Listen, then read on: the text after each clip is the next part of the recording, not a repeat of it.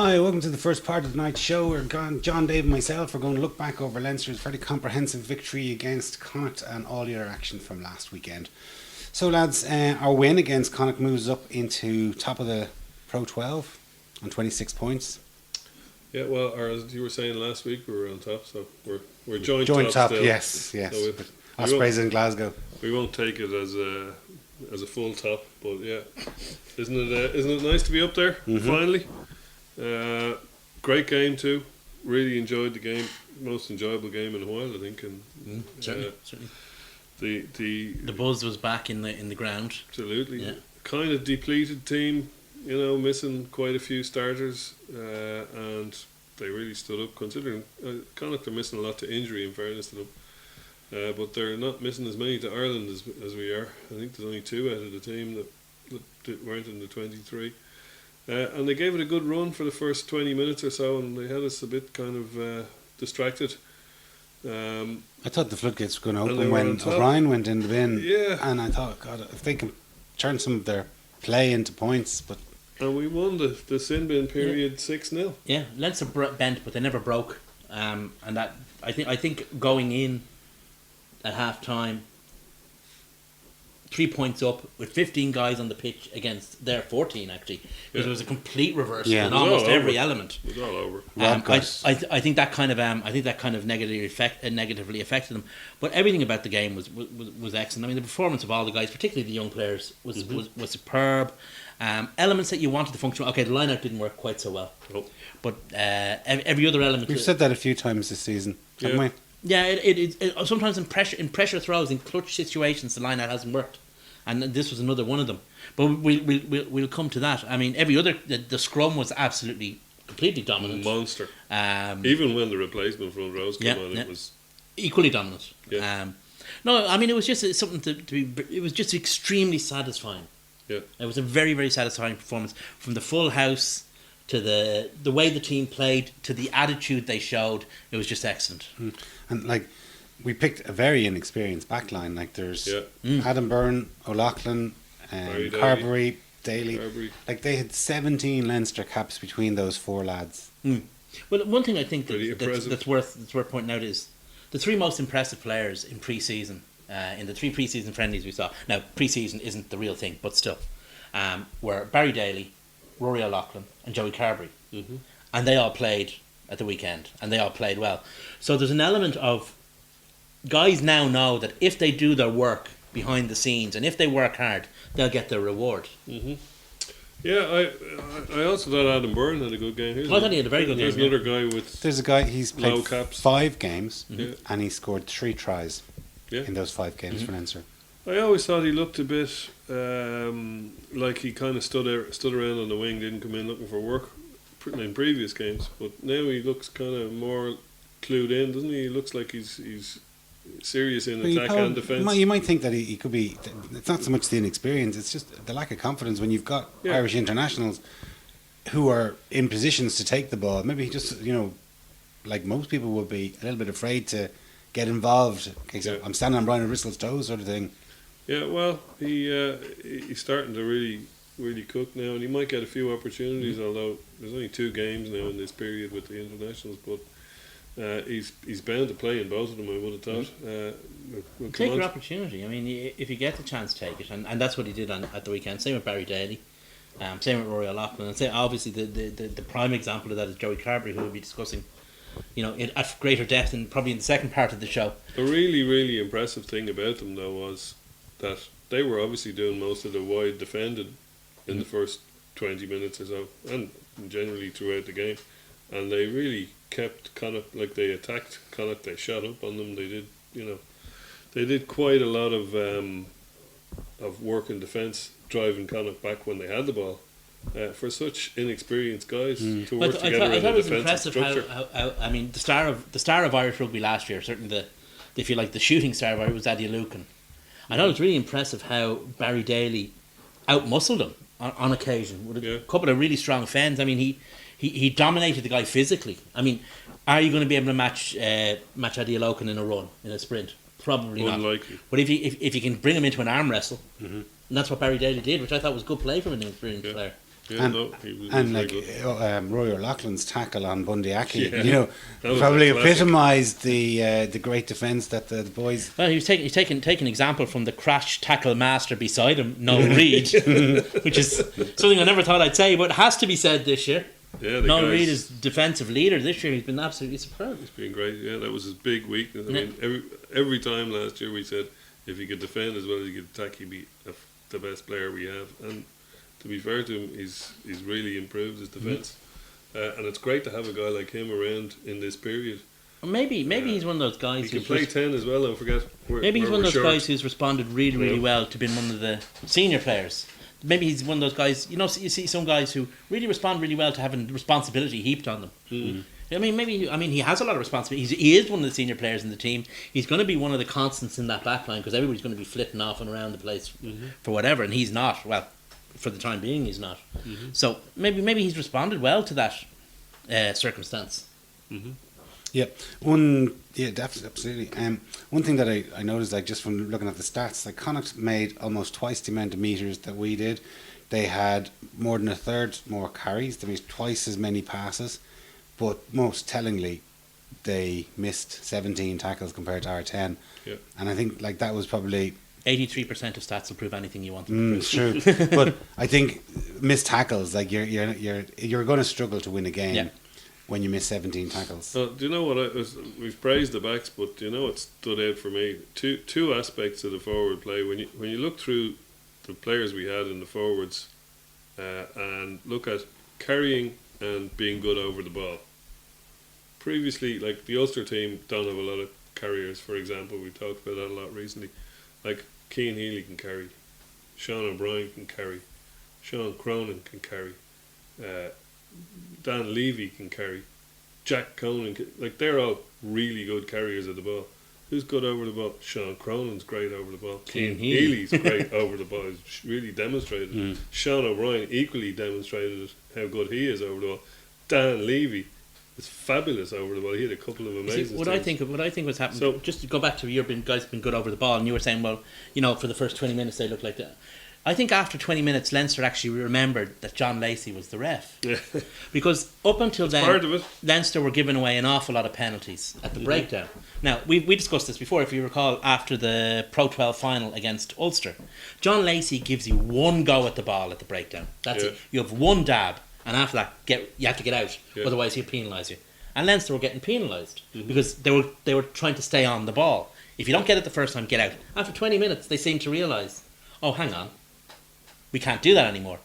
And that's when I think that's actually when the game pivoted, when Leinster started to play the ref. Yeah. Do you think it was a Very red good card as well. or a yellow, or happy with the yellow card decision on Sean O'Brien? Oh, it was a yellow card. Yeah. Yellow card, Yellow yeah. card, It did look a bit dodgy on repeat. I mean, I didn't notice it. It was right in front of me, and I didn't notice it. In fairness, it was on the other side of. Moment you saw it, it was the yellow But, card. But yeah. I mean, it was a yellow card all day long. But probably not a red. No. Poor Rob got a fair clatter. He was out for the count, as anybody would be. I mean, he's not a if they small got man either. If they got a belt off Sean O'Brien, he's not. No, but those two things I was talking about, though, the carrying and the being good over the ball. It's very rare that a pack of forwards has that many of each. I think I named at least 4 in both. Okay, if not 5 of both. It's very rare that you have that because it's usually back rows are good over the ball, and maybe your loose head prop, and one of your back rows is a good carrier.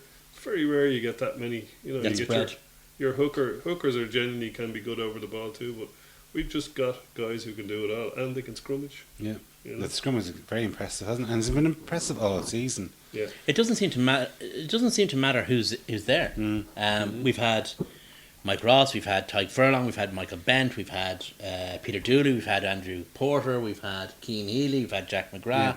I mean, and we may well have Ed Byrne next week. It doesn't. But I mean, it doesn't seem to matter, and that's maybe shows that.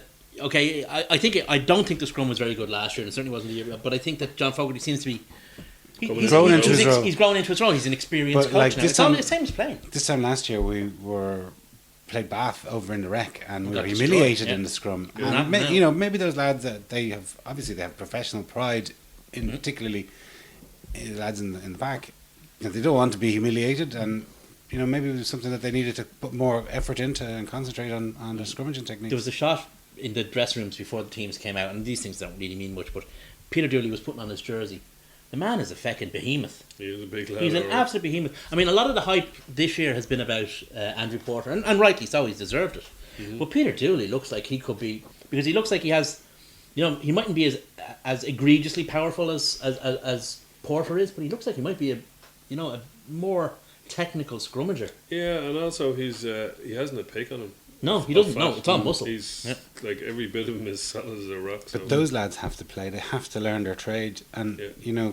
there's a queue behind or in front of him, so he needs serious game time, and hopefully Leinster can hold on to him and he can get it in the AIL. Well, the front row I think, is one of those places that if you're an up and coming player, or not an up and coming player, but if you've a stack of players, it's actually one of those places where it's easier to give them a game because it's accepted wisdom that you play 80 minutes every 2 weeks. So if you've got props, you can actually cycle them through. It's easier to do that, I think, with props than with any other position. Well, don't forget as well, you've got this period and you've got the Six Nations period when we're going to lose two loose heads to Ireland. If they're not in Ireland, they're injured. So he's going to get some game time, and he's. There's going to be a lot of rotation. And Tighthead, we're lucky to have Ross staying with us. Yeah. Or he looks like he might be staying with us. He's certainly for this. You never know though. Joe could turn around and pick him for the next All Blacks game just to throw the cat among the pigeons. I'm sure he'll be there for Saturday anyway. I wouldn't see his. He's there for Saturday. I wouldn't see his international career as necessarily being over or anything. But here's the thing: the problem we have now is that the problem, for want of a better phrase, is that it's beforehand. If Ross was gone, we were in trouble.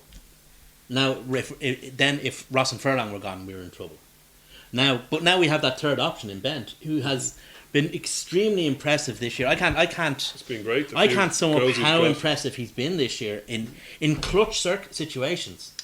In fairness, though, to both props, the starting props even for Connacht were fairly callow. So I wouldn't be getting massively carried away. Big hefty farmer lads, though.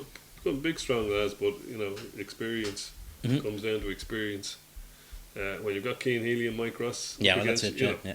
Come on.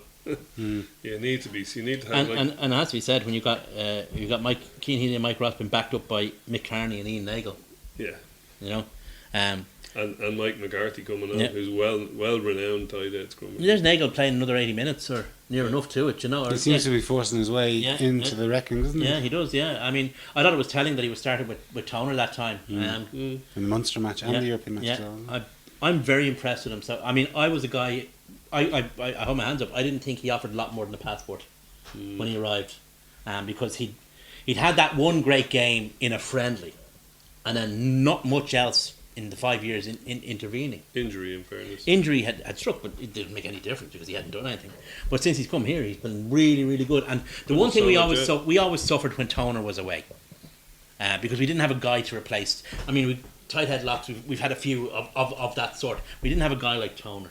And now we do. Now we have another guy who can either play in a similar role to Toner or can play on the tight head side. I think Toner plays in the tight head. He does actually when he's they're here. together. Yeah. Anyway. Well, Toner's just a super player anyway. Yeah. Yes. So, but the thing is, I mean, we were able to put out a team, as Brian O'Driscoll said, somewhat tongue in cheek after the match. Well done to Leinster A. That might be doing down some of the performances, but it wasn't far off in terms of some of the players in the back line. This time last year, that would have been Leinster A. So that's all the Brian O'Driscoll looks at, for God's sake. Yeah. The fancy lads. Leinster A and Issa Nasiwa, who makes every team better. One lad who would probably be on Leinster A if everyone was fit was Dan Levy, but once again he's put in a storming performance and picked up the Man of the Match award as well. I think the IRB should stop wasting their time with residency rules and start finding out a way of getting an extra fella into the scrum just so we can play all these guys. A 4-man back row. That'd be nice, yeah. Be very nice. So we're 2 months into Stuart Lancaster's. So I was a bit trite there, but just to address your Dan Levy. As I often say, we really do boil the arse off our open sides in Leinster. We really hype them up to nines. So far, he's lived up to the hype. First season, it's always a bit easier for a young player. Nobody has any video work on you. Nobody has any analysis. Second season's the hard one, so we see how he goes. But so far, you couldn't but be delighted with how he's gone. Absolutely, yeah. And Jordy Murphy off having his arse boiled with Ireland. So, you know. Make hay while the sun shines. Make hay, exactly. But I was just about to say, like, Lancaster's been in charge or been involved with us for the last 2 months now, and we've a pretty impressive record under him. We've won 5 out of 6 of the league games, and bearing in mind the first league game he was only there A wet week. Against Glasgow, and then they've won one of their 2 European games. But it was like a victory last week against Montpellier that we got the away losing bonus point. So he seems to have brought an awful lot of positives into the team. Yeah, absolutely. I mean, I can't see any negatives to him being there. No, can't think of one off the top of my head. Not a single one. Can't even think of some esoteric ones. I mean, he's even the way you can see Leo much more relaxed.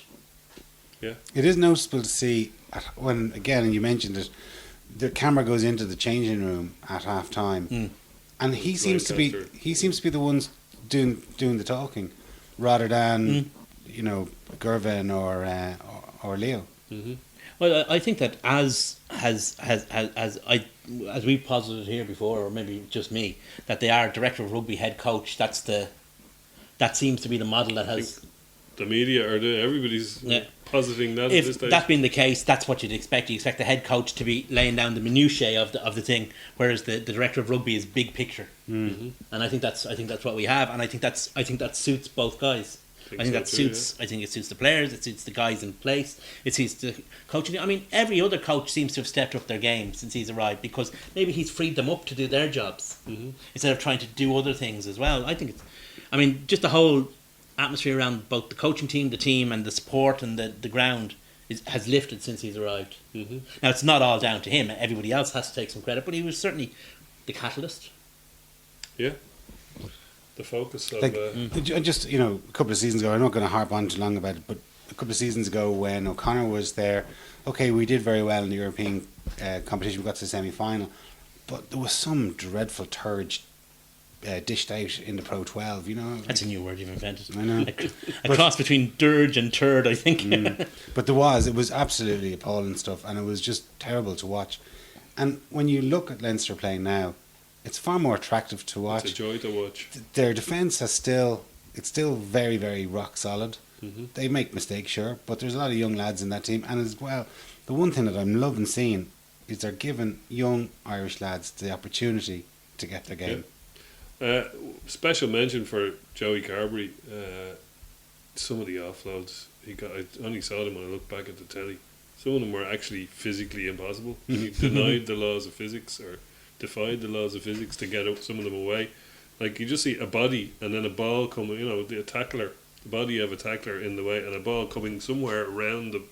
Don't know how it made it, but he bounced it off someone's arse or what he did with it, but his offloads were superb, and the bunny hop and the step and all that he has as well.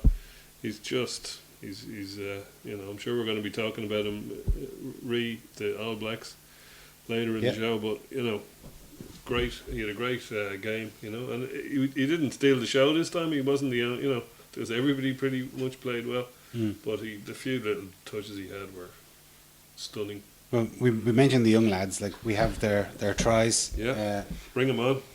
So Adam Byrne, as I said, he got his 3rd Leinster try in 5 games. That's a pretty impressive strike rate. It certainly is. It comes from a rock solid platform of a scrum. Yeah. It seems to have been this looks like a pre-planned move. Well, that was the one where he caught the ball behind the dead ball line before he kicked it out. Yeah. That's how we got the scrum. Mm-hmm. But the move itself from the scrum, because you go over and then it's quick over. Yeah. Execution was a bit sloppy, but still. Well, good old, was that Sean? It got there. Was that Sean Cronin? Yeah, Sean Cronin, yeah. It got there in the end. I mean, all his throwing was poor, obviously. But it got there, which is the important thing. Yeah, well, he had time and the presence of mind to be able to let the ball bounce in front of him and still get in for the try. He had the patience. He didn't snatch at the opportunity, exactly. Which is important to see. If he had been Easton and Siwa, he would have gone in under the But it was always they took the scrum, which tied in all their forwards, and then brought it brought it infield, which brought guys even they all more. started running around and then left a big space out wide. Yeah. Well, it worked a treat. Yeah, Isa would have stepped that defender and got in under the post. It was only a prop. Yeah. But, he'll get there. Isa Nasiwa's been playing for slightly longer than he has. Yeah, great to see him get on the score sheet. And, he's always been a phenomenal looking athlete. Like, he's really well built. He's tall, he's strong, he's fast, he has all that. But he seems to be getting the brain side of it as well now. But that was a result of huge pressure. As you say, Jack Carter stepped in touch and goal when. Is that not Keller? Was it Oh, Keller? sorry, touch and goal. Yeah, I was Yeah. thinking of the one where he's in touch up the other end. Stepped in touch and goal when he was clearing the ball. As a result of pressure, I mean, that's how they were down there. Down there, wasn't it? Jack Conan kicked the ball through. Yeah, it was. And a really great chase. Yeah. It was that was it. It was a great break actually because if you remember, it was a line-out move. We won a line-out, and Adam Byrne made a break off the back of the line-out, offloaded to Jack Conan, who kicked through. But the pressure was such that it forced the mistake, which led to the scrum, which led to the try. So it's all about a lot of what we did was about. That's offensive defence. Mm-hmm. Who do we think you are, Saracens? Wolfpack. Yeah, but that reminded me of the match. Was it 2 weeks ago in the European Cup where we put them under? It was against Munster, sorry, where there was the kick through from Henshaw. Yeah, and again it was the chase, and the chase put Munster under enormous pressure that they fumbled it over the line and conceded a try. It was a bit Keith Yakety Cops, Sax, all right, so it was, yeah. So we have a look at Barry Daly. Barry Daly's first Leinster try. Another very assured looking guy. I know he's not that young, but he's not He was experienced on at the this under-20s level. team that beat South Africa. Remember the day the under-20s beat South Africa in the Junior World Cup about 3 JJ years ago? Hanrahan. Yeah, he was on. He played that day. Yeah, he's So he's just come out of the academy, has he? No, he he was was AIL. playing the Was AIL. Yeah, yeah. that was. We were on that line for 5 whole minutes. With Look how those, quick the ball is every time. Yeah. The scrums, we spent 5 minutes scrummaging against them. They were collapsing it, they were farting around, they were just trying to run the clock down, I think, and stop us scoring for as long as possible because they knew it was going to be inevitable. And here it comes now. Nice little pass from Nice delay. yeah, Joey Carberry again. Kieran Marmy will be disappointed with his tackle effort there, but that's another example of Daly using power. Well, I was about to say he's a big, powerful lad for a winger. He has a fair bit of grunt in him. He powered through that fairly decently.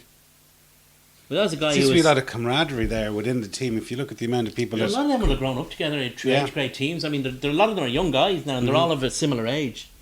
But that was a guy who was kind of brought in on trial in the early stages of the season, in the pre-season, to play for a contract.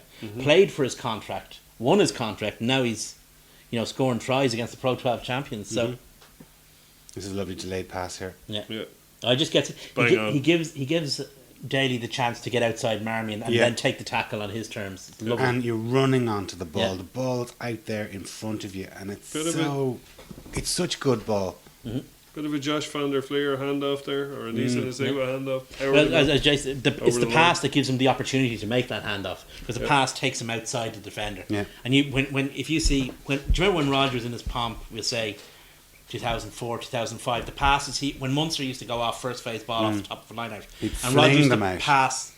He used to make a pass that would take Mike Mullins outside his defender, and it was always a great move that Munster used to do in their 22. But the speed between Stringer's pass and O'Gara's pass, and it was so like the ball would get out to Mikey Mullins or Holland. He'd be out before the centre could get out to him. Exactly, yeah, super stuff. So it was a great win, but Friday night I actually stayed in and watched the Ulster Munster match. Why do you hate yourself so, I Jason? don't know, and it's We like you. 2.5 Why hours. don't you like you as much as we like you, Jason? You phrased that wrongly. On Friday night, you and I stayed in to watch the 4th best team in Ireland struggle past the 3rd best team in Ireland. I don't think people watched it. I think people suffered it. They did. Well, I'm not going to get. None of us are going to get those 2.5 hours back. No, there's a difference between shit and shite. That's the answer. And poor old Ian Keatley, like his season, his career in Munster just seems to. He has to get out. Well, he missed 3 kicks, the drop goal, but one of the kicks, I just felt terribly sorry for him. It was like, I mean, it just went head height, and They still won though. they did win. They showed a bit of true grit and fairness. I know O'Mahony isn't back to his best or anything, but he showed a bit of heart and stuff. Yeah, well, I mean, here's the they thing. bet in. Munster were dreadful last year and they still won up in Ravenhill. You know, winning up in Ravenhill for an Irish team ain't all that. We didn't. I know, that's why we were backed, you know. That's what I'm saying. I mean, that's the thing. I mean, look how dreadful that Ulster team actually is. That's an Ulster team that, 4 years ago was in a European Cup final. The arse has fallen out of that wagon pretty damn quick. Yeah, but there was a stat. 2 or 3 weeks ago they were unbeaten in the league. Yeah, I but know who they played. Yeah, exactly. I mean, it's easy to be unbeaten if all you've played are The Zebre, Ospreys. Treviso and fucking Cardiff. Like, Actually, the Ospreys was where the wheels fell off. They had a 9-7 very fluky victory. And I remember when we were having our shit our very not easy on the eye rugby in the last 2 years ago and 3 years ago, and we get through games and we win them then when we didn't deserve to win them. We just kind of fight through them. Well, Ulster were doing that against the Ospreys. They managed it against Exeter with a bit of luck, but the wheels came off their wagon last week, and also against Bordeaux, where they just couldn't. But they threw that game away against They did, Bordeaux. they did. But they just couldn't play shit and win. Yeah. You know, when you play shit, the point I'm getting at is when you play shit and win, you can only do it so many times. and And then in order to you play run out shit of and win, or to do it at all, you have to be a good team. Only a good team can play shit and win. Bad teams play shit and lose. Ulster played shit and lost. Munster played mediocrely and won. Slightly less shit. There's a They were difference between- smarter. Yeah, They're yeah. a smarter team. But that's the thing. I mean, Ulster are gone. I mean, they are. They're doomed. We've said it before. I mean, 4 years ago, that Ulster team was in a European Cup final. People were saying, "Why are they getting rid of the coach?" I mean, this Ulster team is the team of the future. Blah blah blah blah blah. They had Luke Marshall coming through. They had Stuart Olding coming through. They had all these guys coming through. They had Paddy Jackson But no forwards. and Coming no through. forwards. And the forwards they had, they've lost. And they're they're dead in the water. I mean, we always said you take Best and Henderson out of that team, and Henry, and they've nothing. Yeah. And There's- they had nothing. There was one Irish-born player in their pack. Yeah. Really? Mm. Well, Now, it's just obviously there's some have moved here and got their residency and so on, but there's only one, the flanker, played for Northampton. What was his name? Wilson. Wilson. Yeah. Number 8, yeah. And And he's past his best Yeah. at this stage. God love him. He's something like So there's some 350. ridiculous He is, stat. yeah, he's got. I mean, He's 350 there are soccer players who professional haven't games. played that many games for their clubs. Yeah. You know. Yeah, he has. He's over 200 games for Ulster and over Ulster. 100 and something for. Yeah. Yeah, he's 387 games or something like that, isn't Something it? ridiculous. Yeah. Yeah. Rugby league levels. Yeah, of Punishment. first grade rugby. That's extraordinary. In fairness to him, but you know he hasn't been all that good for the second half of his Northampton career and the entire of his return to Ulster. I mean, he's just not. They've no ball carriage, they don't. They- Like, they they just don't. have no one to get, well, and take Ian Henderson out of that team. Yeah. And he has been taken out of that team. So Yeah. not good. And even when he's fit, he hasn't been playing that Like, well. you can so- have Piatow there and, Payne and all these lads. If they're not getting any ball, The- or getting slow ball, they're The not going to other- do much. The other notable result this weekend Was was. it Cardiff lost to the Scarlets, John? No, I wasn't going to say that. No. I know you weren't. Give him time, boys. Give him time. No, what I was going to say was Edinburgh losing to Zebre. Yes. That Yes. was pretty scary, and considering we're going to Zebre, where they always play about 10 times better than they play when they're away. It's Some not would say great. that we're a smidge better than Edinburgh. Okay, Some would say I'll give we're you that. also a smidge better prepared than Edinburgh, as they are that's true. in flux. Have they appointed a new coach? No, not that I'm aware Did of. you not say Don't- jinx on you, no? No, They no, still have, because we're not 7. They still have the interim coach.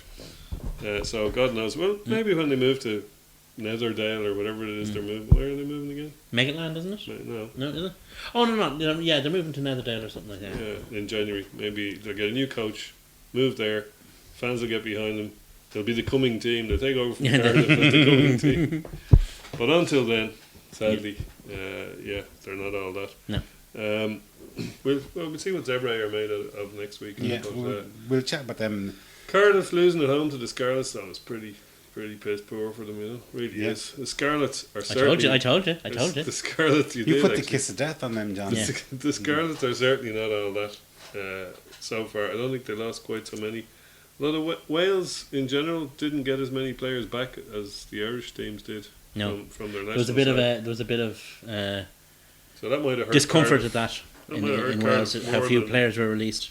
And Sam Warburton signed a new dual contract with Way, hey. Wales and Cardiff. Well done, Sam. Good guy, Sam. In fairness, Yes, he is. seems like a nice chap. Just saw your Lions jersey there. Reminded No, me. no. I mean, I always have a lot of time for Sam Warburton. I mean, he's one of he is the guy who tries for Cardiff. Even after he's been picked for Wales, he still tries for Cardiff. Not He doesn't much- play very often for them, though. That's the No, thing. but when he does, he gives his all. Yeah.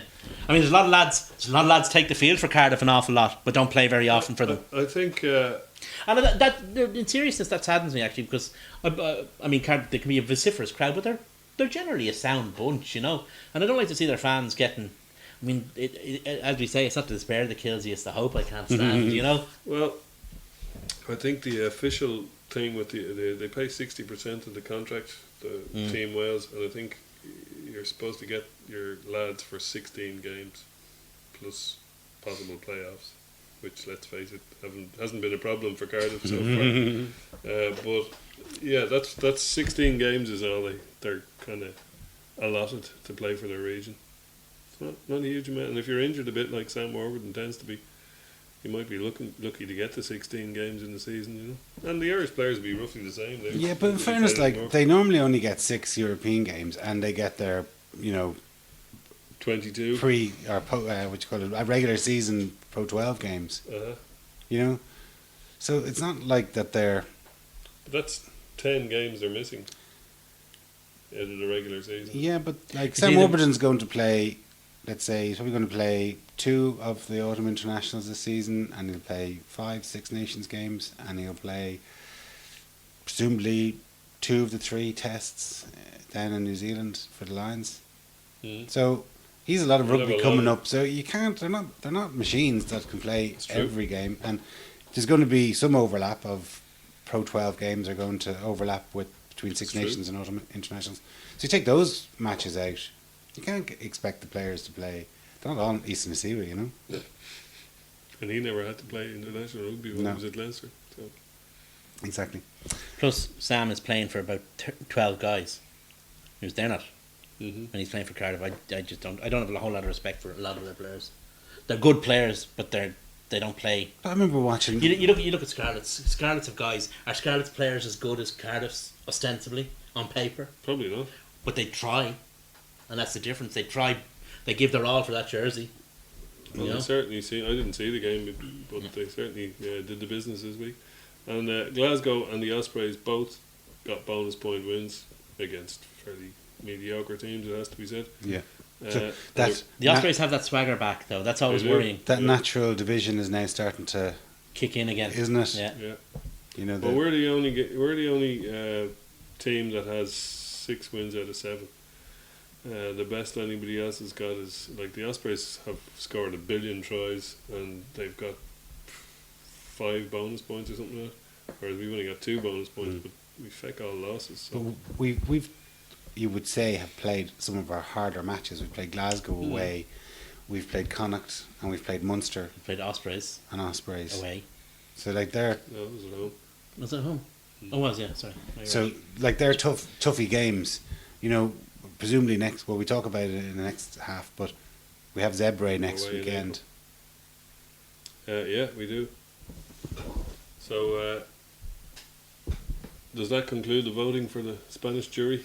This concludes the meeting for the Bratislava jury. Well, anyway, boys, thanks a million, and thanks very much for watching, and we'll see you in part 2.